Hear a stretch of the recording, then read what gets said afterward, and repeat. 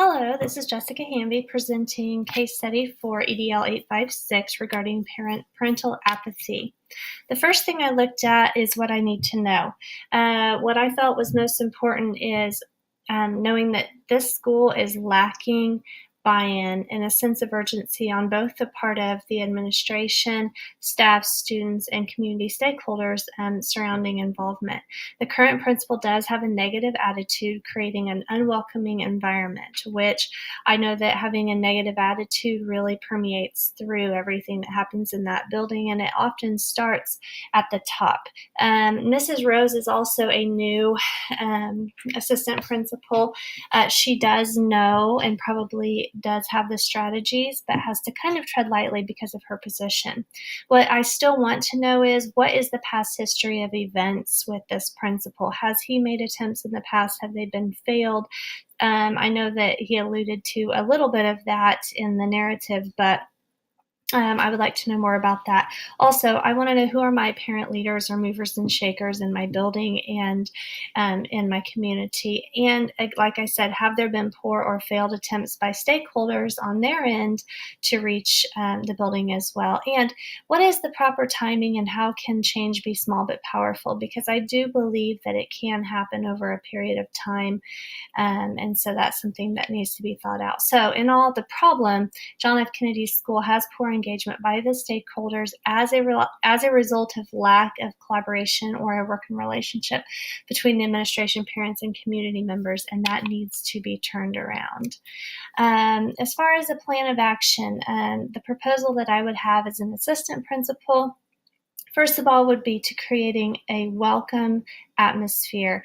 Parents and people coming into the school want to have a non-threatening environment where they're free of judgment. There needs to be some sort of kid-friendly event, such as a back-to-school night that welcomes parents in, where there's food or snack provided, resources, and it needs to be non-threatening, just very informal at first. During that time, you can begin to share their school vision and create a buy-in. Why does my being here impact my child? And they need to believe in that. It could be just through the informal conversations that the staff has with the parents as they are in this, or it could be handing out flyers, that sort of thing. But the trust needs to be built between the administrators, staff, and stakeholders. They need to believe in what we're doing, and they can tell if we believe in it too. We need to listen to them, give them a voice. It might be through surveys or through social media posts of ideas, even kid and adult interviews, such as informal lunches with students or key parents, to see kind of what their ideas might be and what is feasible in that community, in that area. To come to a resolution, once a relationship has begun to be established, it needs to be the role of the administrators, and that might have to be led by Mrs. Rose, to identify the key leaders and start to delegate actions, such as, let's start small. What are the 3 things we want to do well? Do we want to have a parent involvement night? Do we want to provide parent-teacher conference meals, or have a small school picnic where everybody brings something that if they can, to build that family environment and unity? We want to involve everyone, the students, parents, non-parents, and administrators that we can get. And we need to reflect after everything that we do. What worked well? What didn't work well?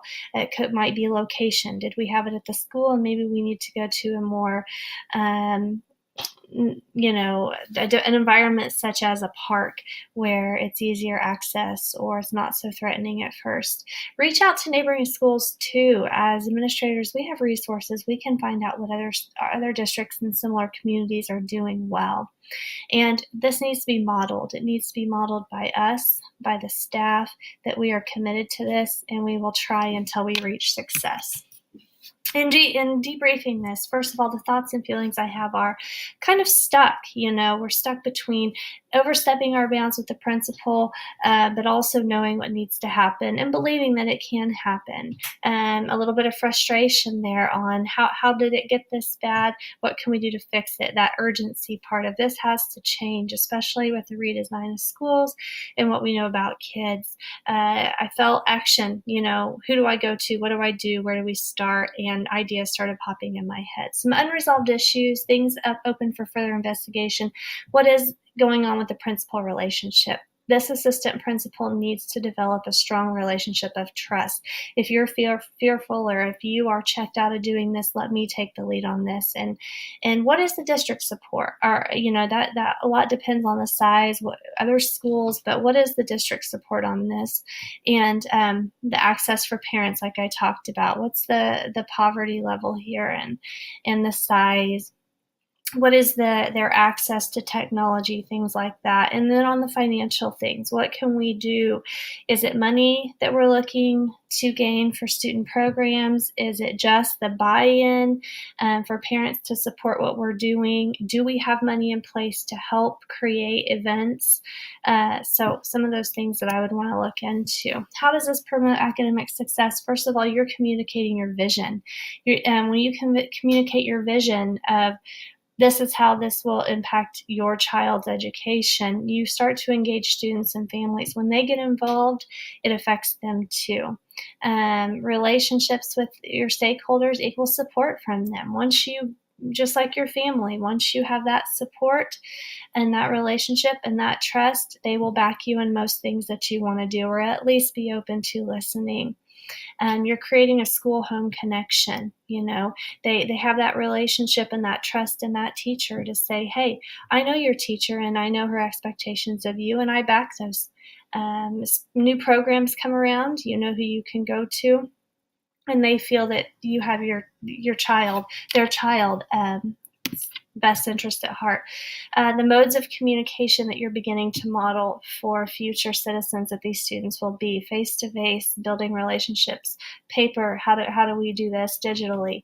Modeling those things is very important for kids to be a part of and to see. We are ensuring the well-being of all the students by giving them a voice, and things are becoming very transparent. It is not an I do, you do, it's a we do type of a situation we're creating. We want them to get involved and want to be involved and engaged in what we're doing, because when they're engaged in what we're doing, they're going to be engaged academically as well.